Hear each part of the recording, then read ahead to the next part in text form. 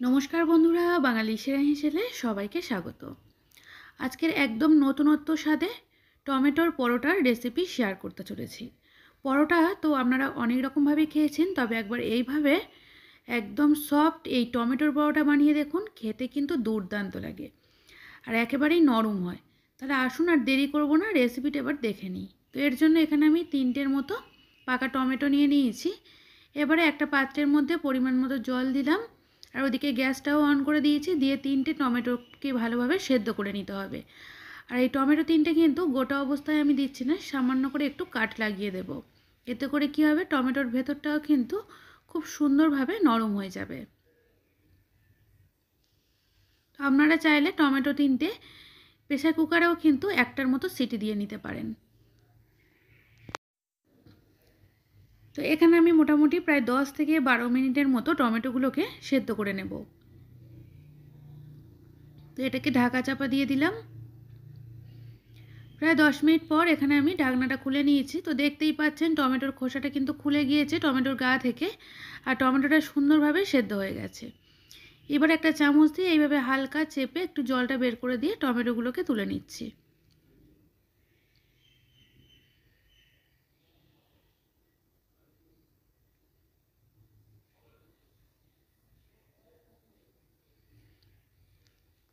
তো এইবারে এই টমেটোগুলো থেকে খোসাগুলো পরিষ্কার করে ছাড়িয়ে নিতে হবে। তবে তার আগে একটু ঠান্ডা করে নিচ্ছি। আর ততক্ষণে এখানে দেখুন নিয়ে নিয়েছি 2টো কাঁচা লঙ্কা, একটা মিডিয়াম সাইজের পেঁয়াজ আর 1 মুঠো পরিমাণে ধনেপাতা। তো প্রথমে এখানে আমি পেঁয়াজটাকে কুচিয়ে নেব। একদম ছোট ছোট করে কিন্তু মিহি করে কুচিয়ে নিতে হবে।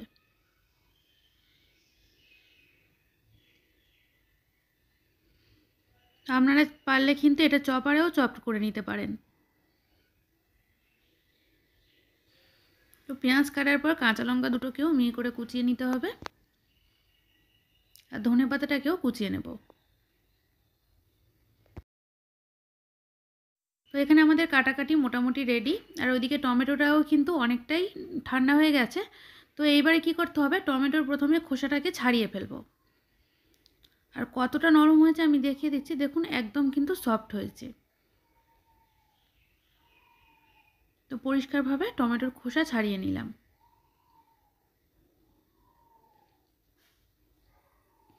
এবারে এই চামচের পিছন দিকটা দিয়ে খুব ভালো করে টমেটোটাকে ম্যাশ করে নিচ্ছি। চামচ দিয়ে যদি প্রবলেম হয় তাহলে কিন্তু আপনারা হাত দিয়েও ভালো করে এটা মেখে নিতে পারেন। এইবারে এখানে আমি দিয়ে দিচ্ছি 1 চা চামচ পরিমাণে চিনি।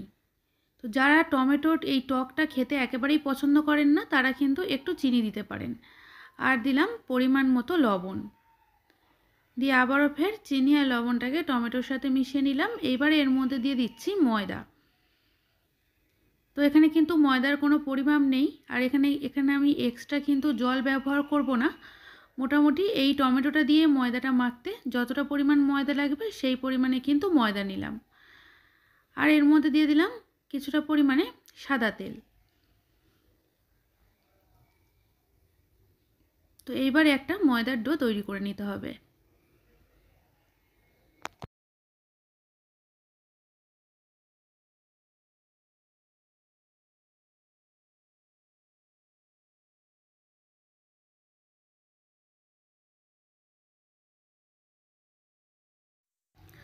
তো এটা খুব ভালোভাবে মেখে নেওয়ার পর প্রায় মোটামুটি 15 থেকে 20 মিনিটের মতো রেস্টে রাখবো।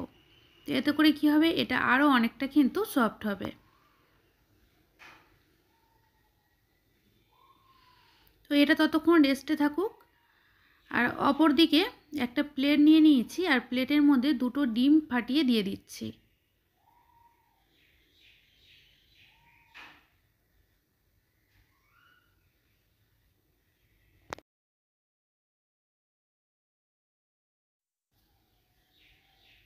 এইবারে যে পেঁয়াজ, কাঁচা লঙ্কা, ধনেপাতাগুলো কুচিয়ে রেখেছিলাম সেটা এবারে এই ডিমের মধ্যে দিয়ে দিচ্ছি।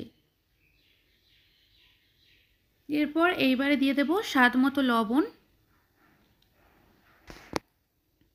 অল্প পরিমাণে একটু গরম মশলা গুঁড়ো দিয়ে দেবো। যেহেতু এটা ডিম তো সেজন্য অল্প একটু গরম মশলা গুঁড়ো দিলে কিন্তু স্বাদটা বা গন্ধটা বেশ ভালো লাগবে। আর সব শেষে দিচ্ছি একদম সামান্য পরিমাণে একটু চাট মশলা। তো এবারে সব কিছু ভালো মতো করে ফেটিয়ে নেব। আর বন্ধুরা, এই টমেটোর পরোটাটা যদি কেউ ডিম দিয়ে না করতে চান তাহলে কিন্তু নাও করতে পারেন। তো সম্পূর্ণ এটা নিরামিষভাবেও কিন্তু করতে পারেন, তবে একটু ডিম দিলে কিন্তু খেতে বেশ ভালো লাগে। তো সেজন্য আমি এখানে ডিমটা ব্যবহার করছি। তো প্রায় মোটামুটি 20 মিনিট পর এখানে আমি ঢাকনাটা খুলে নিয়েছি। আরও কিছুক্ষণ একটু ভালো করে মেখে নিচ্ছি। এবারে এটা থেকে কয়েকটা লেচি কেটে নেবো। আর লেচিগুলো কিন্তু একটু বড় সাইজের করে কাটতে হবে, মানে রুটির থেকে একটু বড় সাইজ রাখবো।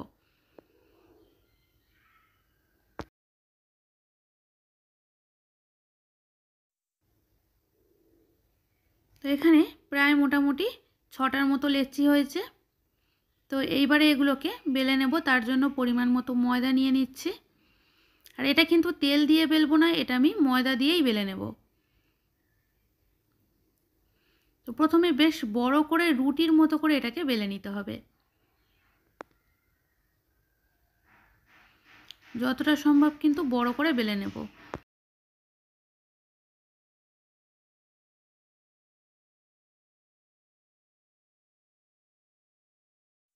তো এখানে দেখুন বেশ বড় করে রুটির মতো করে বেলে নিয়েছি। এবার এটাকে কাট লাগিয়ে নেব। আর কিভাবে কাটছি অবশ্যই কিন্তু খেয়াল করবেন। তো প্রথমে দেখুন এই রুটিটার সাইড দিয়ে কিন্তু আমি কেটে নিচ্ছি, তবে মাঝখানেরটা কিন্তু জয়েন্ট থাকবে, মাঝখানটা কিছুটা কাটবো না। তো টোটাল এটাকে কিন্তু আমি 8টা ভাগ করলাম, তবে মাঝখানটা দেখুন আমি কিন্তু জয়েন্ট করে রেখেছি। তো এইবারে এর ওপরে তেলটা ব্রাশ করে নেব।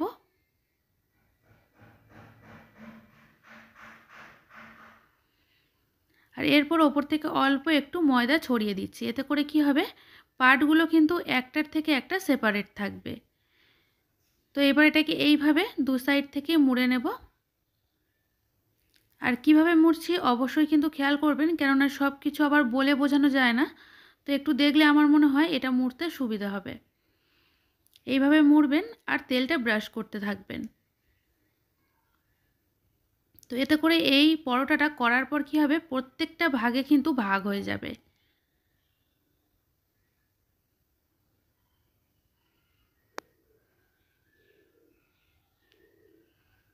তো এটাকে মোটামুটি গোল শেপ থেকে কিন্তু চৌকো শেপ দিয়ে নিলাম। তো এইবারে এইভাবে চৌকো করে এটাকে বেলে নিতে হবে। আর খুব বেশি পাতলা করবেন না, একটু কিন্তু রুটির থেকে মোটা রাখবেন। মানে এই যে চৌকো শেপটা করবেন, এইবারে কিন্তু বেলার পর রুটির থেকে একটু মোটা রাখতে হবে। যেহেতু এর মধ্যে অনেকগুলো ভাঁজ আছে, সেই জন্য খুব বেশি পাতলা করে বেলবেন না। আর বন্ধুরা, এই টমেটোর পরোটা তৈরি করা কিন্তু ভীষণই সহজ আর বেশ মজাদারও বটে। আর বাচ্চারা কিন্তু এটা খেতে বেশ পছন্দ করবে। তো এটা এখানে আমার বেলা হয়ে গেছে, আর কতটা মোটা রেখেছি সেটাও দেখিয়ে দিলাম। তো এইভাবে আপনারাও কিন্তু সহজে বেলে নিতে পারবেন। তো এই পরোটাটাও একইভাবে বেলে নেব।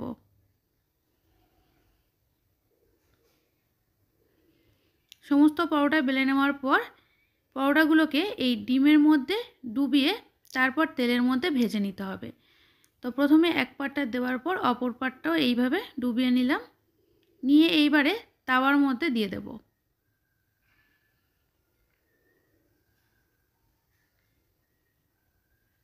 আর ওপর থেকে অল্প পরিমাণের একটু ডিম নিয়ে চামচে করে দিয়ে দিলাম।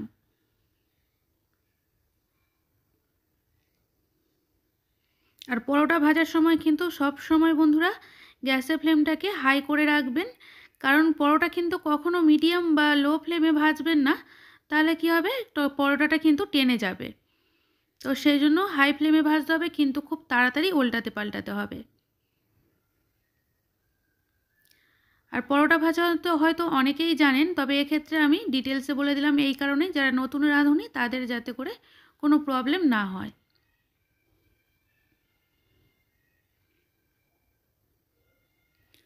আর বন্ধুরা, এই টমেটোর পরোটাগুলো কিন্তু প্রচুর ফোলে, আর যার ফলে এটা অনেকটাই সফট হয়। দেখুন পরোটাটা কিন্তু সম্পূর্ণ ফুলে গেছে আর হয়েও গেছে। তো এটাকে এবার আমরা তুলে নিচ্ছি। এবার আরও একটা পরোটা একইভাবে ভেজে নেব।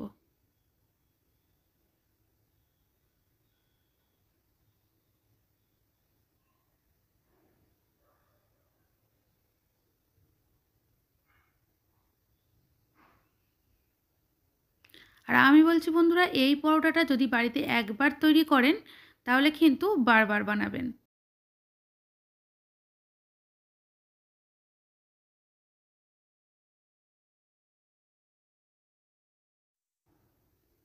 তো এই পরোটাটাও মোটামুটি উল্টে পাল্টে ভাজা হয়ে গেছে। আর দেখুন বন্ধুরা, কত সুন্দরভাবে কিন্তু এটা ফুলে যাচ্ছে।